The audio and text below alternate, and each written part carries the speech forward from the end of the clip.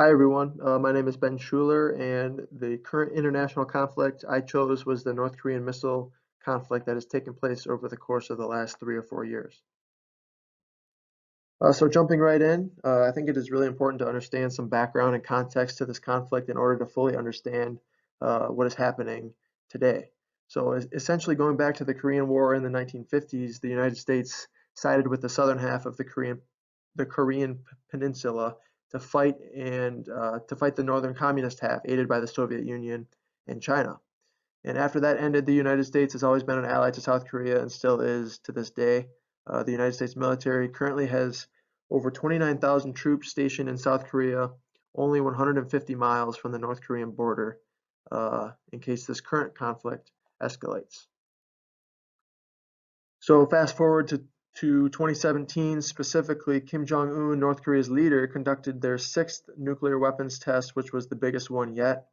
He claimed to have a bomb in which would represent the advancements in technology and how badly nuclear weapons could destroy our existence. Jong-un also made the statement that North Korea has the ability to create an intercontinental ballistic missile that he believes would be capable of reaching the United States.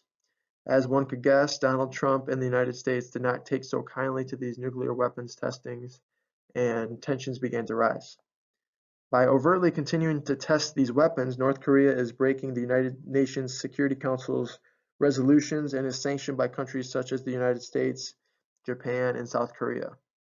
So you guys kind of get the point. Long story short, North Korea continues to test and launch nuclear missiles when they're not supposed to be, and surrounding countries aren't too happy about it, to say the least.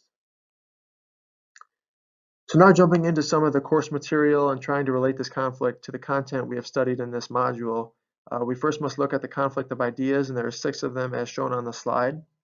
Whenever we have conflict, there usually is a mixture of some of these elements that go into making the conflict unique. For me, this conflict with North Korea would have elements of territorial, ideological, and economic that all combine together to make this conflict unique. Ideological, or the difference in ideas among states or people, can lead to rising tensions, and in this case, North Korea and its leaders most likely have some difference in ideas when it comes to nuclear weapons testing. Excuse me. From the outside looking in, they believe that they are above the laws of the United Nations and continue to test and launch these weapons, leading to this conflict. And we see economic come into play because, as most know, North Korea is one of the most poverty-ridden countries in the world.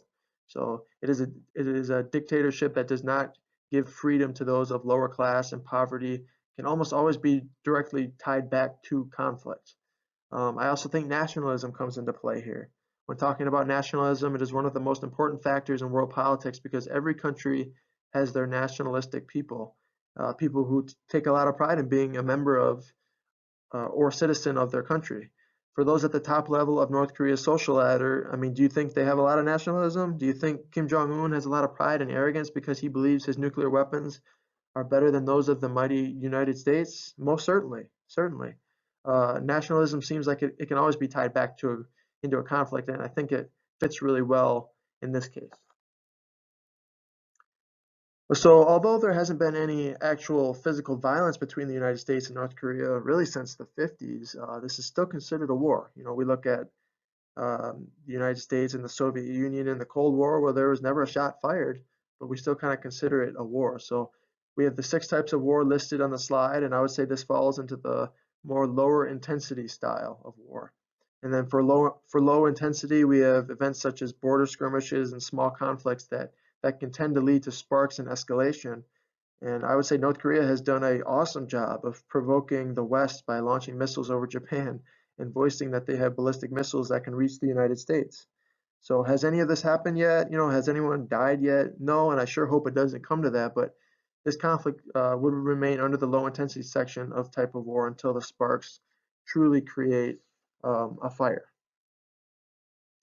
So I think this slide is one of the most important when it comes to trying to fully understand this conflict. And like we have studied, the levels of analysis try and explain the why. It helps us deep dive into the material and events and understand them from different points of view in a world that seems to be so complicated. For this conflict, the first level and the individual level I want to think about is the leader of North Korea and Kim Jong-un. One must ask themselves the why. Why does he continue to administer these tests and violate laws and provoke things and get everyone in the United States and the world so frightened? And to me, I think it goes back to nationalism. North Korea has been a family-run country, and their leader right now probably has a lot of pride in his country and all they have accomplished when it comes to their nuclear weapons. However, how does that affect those around him? Not just within his country, but around the globe. And that kind of leads us into the global and interstate levels. Major wars are cyclical. I mean, look at history. You can see that wars pop up from time to time because of various reasons, and the actions by those at the individual level have an impact on the global level. And it's kind of a chain of events that, and the decisions by, say, Donald Trump as to what to do about the North Korean missiles has an impact on you and I. So I think you also have to look at the domestic side of things. Are the characteristics in North Korea from a society standpoint ready and able to go to war? Probably not. What would the benefit be of going to war for them? What do they have to gain? From a student's point of view, just in Michigan, in the United States, it seems like they're just trying to flex their muscles. Going to war would not benefit anyone, especially not them.